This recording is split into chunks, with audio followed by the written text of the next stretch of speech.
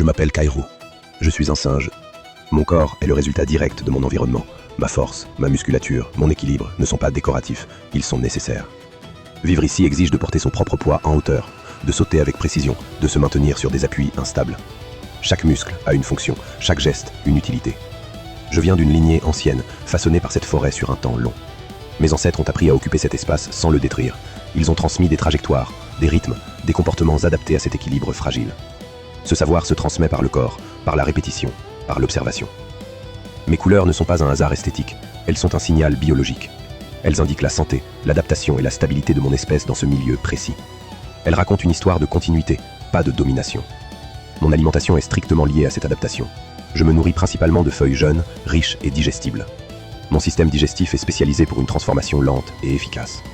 Je complète selon les saisons avec des fleurs ou des fruits, sans jamais rompre l'équilibre. Je mange pour maintenir mon corps, pas pour accumuler. Ce que je consomme aujourd'hui doit permettre à la forêt de continuer à produire demain.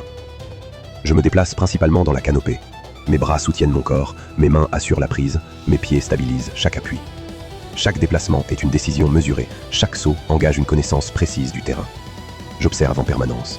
Les sons, les odeurs, les variations de lumière m'informent de ce qui change. La forêt ne parle pas en mots, elle communique par signaux. Je vis au sein d'un groupe structuré. Nos relations reposent sur la vigilance collective, la mémoire commune et le respect des distances nécessaires à l'équilibre. Je sais que cet équilibre n'est pas immuable. Je perçois les ruptures, les absences, les modifications trop rapides. Ma vigilance est constante, car survivre ici demande adaptation et continuité. Je ne suis ni un symbole, ni une image figée. Je suis un être vivant, présent, inscrit dans un écosystème réel.